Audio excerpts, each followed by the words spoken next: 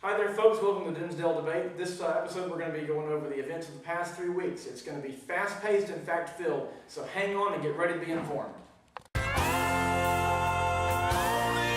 Try to tell that to the 23 million people in this country who don't have a job. That's right. And the millions who have been looking for a job. Because under this economy, they don't even think there's a reason of religion. And yet with Obamacare, it's forcing us to pay for drugs that would take the life of an unborn child. That's exactly what this president is determined to do. Mitt Romney.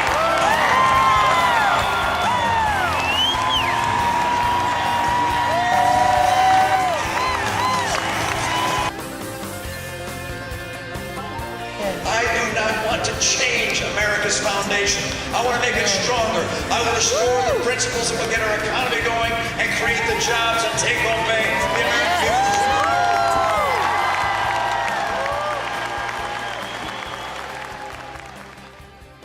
Hi everybody, what you just saw were some highlights from Mitt Romney's recent Freedom Rally in North Carolina. A special thanks to our own Janet Bailey, who assisted in photography. We're here to go over the presidential debate. As we saw, Mitt Romney dominated the first event. CNN polls showed that Mitt Romney was supported by 67% over Obama's abysmal 25%. Well, really this time what we saw was, the president's been playing a straw man game, as in he paints his opponent while he's not on stage, and he attacks that opponent. However, the real Mitt Romney showed up that night, and we really saw a big difference in both Obama and the governor. There was a lot of times what we saw was an articulate Mitt Romney. He got his ideas across very clearly. There was a stark contrast between him and the president. Now, the president kept on saying, he kept on presenting false claims to Romney, and he respectfully but firmly denied these claims. There were 3 times that he had to deny the tax myth about the $5 trillion tax cut. Let's take a look at that. Well, sure. I'd like to clear up the record and go through piece by piece. First of all, I don't have a $5 trillion tax cut. I don't have a tax cut of the scale that you're talking about. What is the difference? Well, let's just stay on taxes. Right. Yeah, let's just stay on taxes for a moment. Here. Well, but what is the difference? Virtually everything he just said about my tax plan is inaccurate. All right. So if the tax plan he described were a tax plan I was asked to support, I'd say absolutely not. I'm not looking for a $5 trillion tax cut. What I've said is I won't put in place a tax cut that adds to the deficit. I will not reduce the share paid by high-income individuals. I know that you and your running mate keep saying that, and I know it's a popular thing to say with a lot of people, but it's just not the case. Look, I got 5 boys. I'm used to people saying something that's not always true, but just keep on repeating it and ultimately hoping I'll believe it. But that is not the case, all right? I will not reduce the taxes paid by high-income Americans. First of all, let me repeat what I said. Right. I'm not in favor of a $5 trillion tax cut. That's not my plan. My plan is not to put in place any tax cut that will add to the deficit. That's point 1. So you may keep referring to it as a $5 trillion tax cut, but that's not my plan. Okay. Wow. Yeah, once Mitt Romney refuted the $5 trillion tax cut myth, Obama really didn't have much to say. He was a little bit confused. Yeah, he was pretty much thrown off guard for the entire rest of the debate. Now, one thing that we didn't see from Mitt Romney before was his sense of humor. Roll the clip. And congratulations to you, Mr. President, on your anniversary. I'm sure this was the most romantic place you could imagine, here with me. So congratulations. Now, this next clip was a particularly big blow to the president when he started talking about government subsidies for big oil. Now, I've identified areas where we can right away make a change that I believe would actually help the economy. The oil industry gets $4 billion a year in corporate welfare. Basically, they get deductions that those small businesses that Governor Romney refers to, they don't get. Now, does anybody think that ExxonMobil needs some extra money when they're making money every time you go to the pump? First of all, the Department of Energy has said the tax break for oil companies is $2.8 billion a year. And it's actually an accounting treatment, as you know, that's been in place for 100 years. Now, It's time to end it. And in 1 year, you provided $90 billion in breaks to the green energy world. Now, I like green energy as well, but that's about 50 years worth of what oil and gas receives. And you say Exxon and Mobil. Actually, this $2.8 billion goes largely to small companies, to drilling operators and so forth. In this next clip, we see Romney refuting Obama's accusations about cuts in education. Yes, sir, Governor. Mr. President, you're entitled as a president to your own airplane and to your own house, but not to your own facts. All right, I'm not going to cut education funding. I don't have any plan to cut education funding and grants that go to people going to college. I'm planning on continuing to grow, so I'm not planning on making changes there.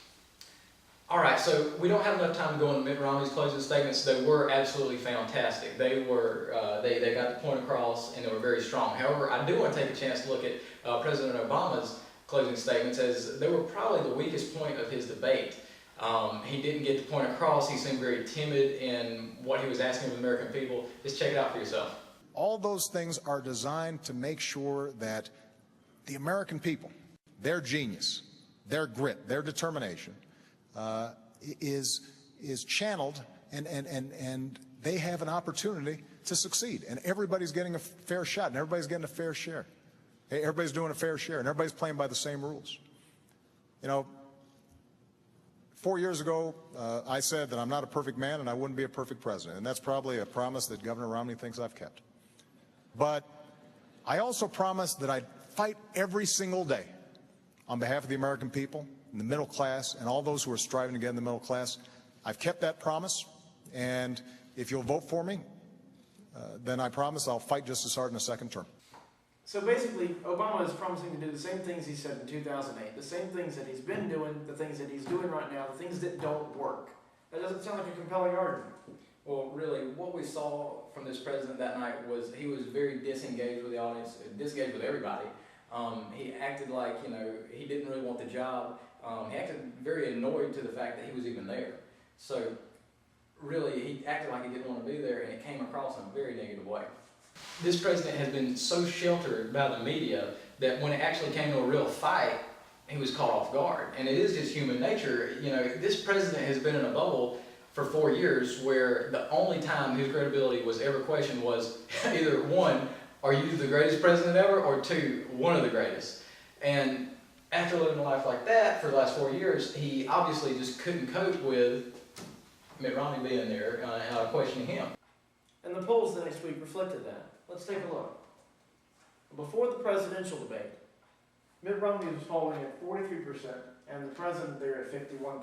That's an 8-point deficit for Mr. Romney. After the polls, we see a 12-point swing to 49 and 45. That's a huge difference from just one debate. Definitely. Now, let's move quickly on to the VP debate where Joe Biden was, you know what, just watch. It's more weak. It projects weakness, and when we look weak, our adversaries are much more willing to test us. They're more brazen in their attacks, and our allies are less willing to With trust all us. due respect, that's a bunch of malarkey. And why is that so? Because not a single thing he said is accurate. Try to stop us from putting the tough sanctions in place. Now we have them in place because of Congress. They say the military option's on the table, but it's not being viewed as credible. It's incredible.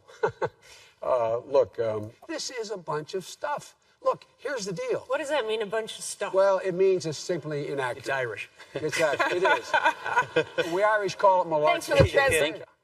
Look. You don't read the statistics. That's not how it's going. It's going down. This is his 2-minute answer, Look. please. Did they come in and inherit a tough situation? Absolutely. But we're going in the wrong direction. He talks about Detroit. Mitt Romney's a car guy. They keep misquoting him, but let me tell you about the Mitt Romney I know. I think the vice president very well knows that sometimes the words don't come out of your mouth the right way. Well, I always say what I mean. And by the way, they talk about this great recession if it fell out of the sky. Like, oh my goodness, where did it come from? They got caught with their hands in the cookie jar, turning Medicare into a piggy bank for Obamacare. Mr. Vice President, I know you're under a lot of duress to make up the lost ground. And he said he does no longer support you for that. We put it together with the former Clinton budget director. Who this disavows it. This idea, different than this administration, we actually want to have big bipartisan agreements. You see, I understand Do you have the specifics? Do you have the math? You know exactly what you're doing? Look, Congress. Look at what Ronald Reagan. Now you're Jack Kennedy. Ronald Reagan. As you can see, Biden was really what I would think to be, and most people thought to be, unprofessional in the way he brought across his points, and especially when Paul Ryan was talking. Of course, now, I'm going to be honest, both candidates did very well in this debate. Paul Ryan, you know, he's a new debater. This is his first time out there doing that kind of thing. He was very calm, professional, and he brought a lot of really good concrete facts to the table. However, in Joe Biden's case, he brought a lot of really tough rhetoric to the table, and it was very hard to defend, you know, especially for a first-time debater.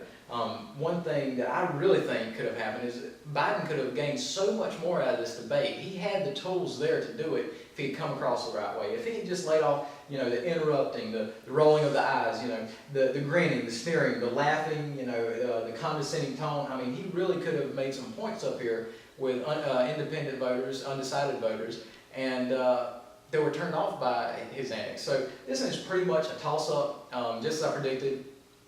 This is not going to move the polls. It didn't move the polls. Which leads us to the second presidential debate, which was held in a town hall style format. Be sure to check the second part of this video and see for yourself.